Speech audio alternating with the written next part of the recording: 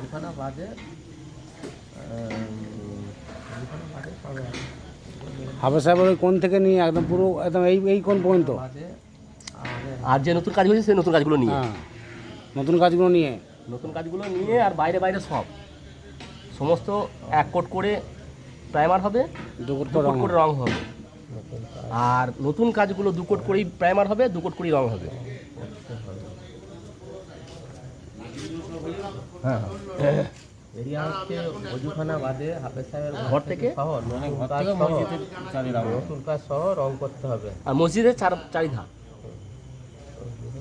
বাইরে বাইরে বাইরে বাইরে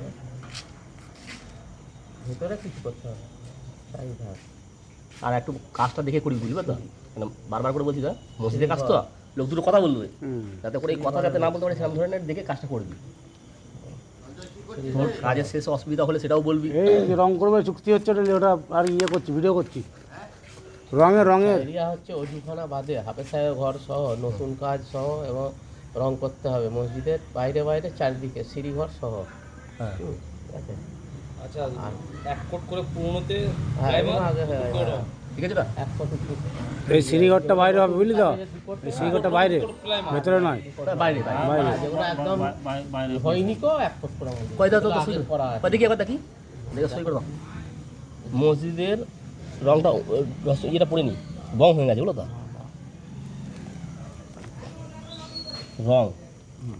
রং করার চুক্তি মিস্ত্রি শুকুর আলী। মেশিন দিয়ে ধুতে হবে,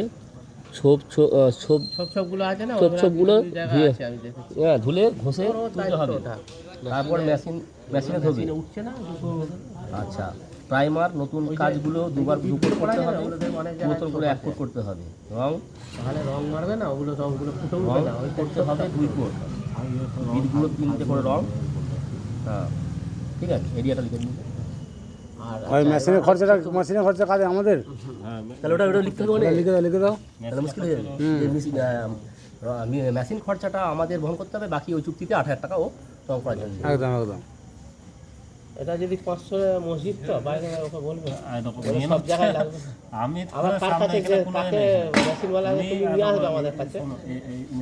ও সামান্য জায়গায় যা কি লাভ নেই, এগুলো তো কাজ তো ভালো হয়। এখানে কোনো ব্যাপার নেই, মানে আমি যাই। কিন্তু তোকে যেটা বললাম, দেখ আমাদের যেটা জানা নেই, আমরা যে ওই কমিশনের ব্যাপারটা আমাদের জানা নেই। কমিশন বলতে কি, শোনো, ওইটা আমি জানি না, আমি আমার মসজিদ জানি বলছি আমি জানি না।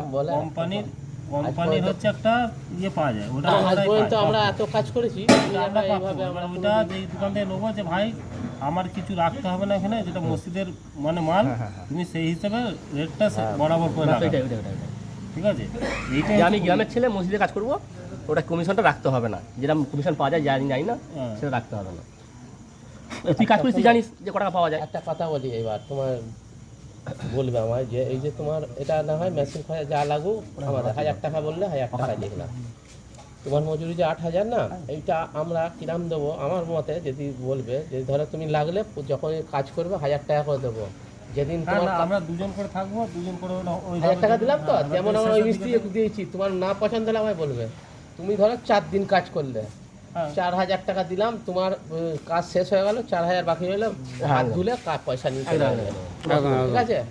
কোনো তোমার 1 টাকাও বাকি থাকবে না। আজ পর্যন্ত যত লোককে কাজ করিয়েছি সব বলেছি দেখো, কোনো ব্যাপার নেই, আমাদের কাজ হয়ে গেছে, স্ট্যাম্প মেরে সই, মিস্ত্রি সই করে পরে বলবে না যে পয়সা দিল না, এ দিল না, বুঝলে? কোনো এটা আর আমার